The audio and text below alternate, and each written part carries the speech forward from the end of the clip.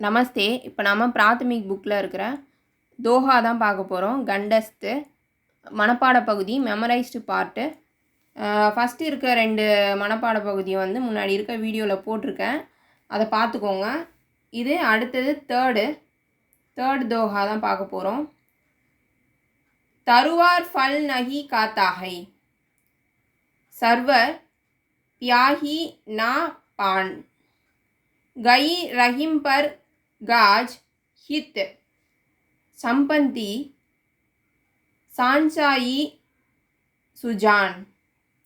இதை எழுதினவர் போயட் யாருன்னா ரஹீம், அவர் தான் எழுதியிருக்காரு. இதோட மீனிங்,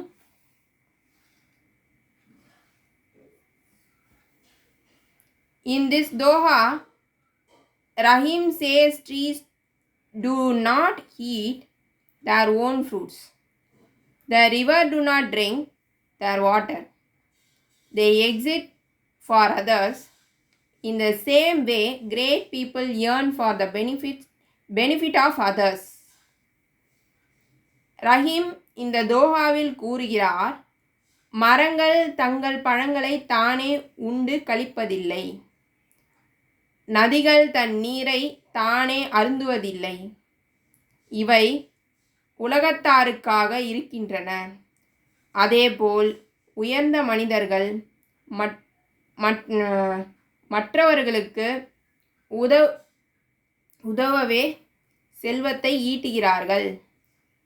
இதில் என்ன சொல்கிறாங்கன்னா, மரமெல்லாம் வந்து தன்னோட பழத்தை தானே சாப்பிட்றது கிடையாது. அதே மாதிரி நதிகள், ரிவர் எல்லாம் அதோட அந்த தண்ணீரை வந்து அதுவே குடிக்கிறது கிடையாது. இவை தாருக்காக இருக்கின்றன. இதெல்லாம் வந்து இந்த நேச்சர் அப்படின்றது நம்ம மக்களுக்காக தான் இருக்குது. அதோட பொருளை வந்து எடுத்து யூஸ் பண்ணிக்கல. அதேபோல் உயர்ந்த மனிதர்கள் மற்றவர்களுக்கு உதவவே செல்வத்தை ஈட்டுகிறார்கள். என்னன்னா, இருக்கிறவங்க, அதாவது நிறைய காசு பணம் அப்படின்னு இருக்கிறவங்க அடுத்தவங்களுக்கு உதவி செய்யறதுக்காக தான் அவங்கெல்லாம் இருக்காங்க அப்படின்னு சொல்லிட்டு இந்த பேரால சொல்கிறாங்க. அந்த 2 லைனோட மீனிங் இதுதான். அடுத்தது 4th தோஹா. துளசி மீட்டே वचन ते सुख उगदा जाहूं और बसी करना यज्ञ मंत्र है, परिहरू वचन கடோர். இதை எழுதினவர் வந்து துளசிதாஸ், போயட் நேம் துளசிதாஸ். இதோட meaning,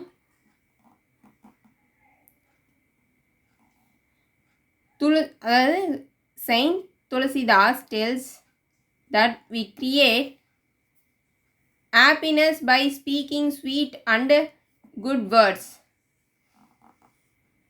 Good words are the secret of impressing others.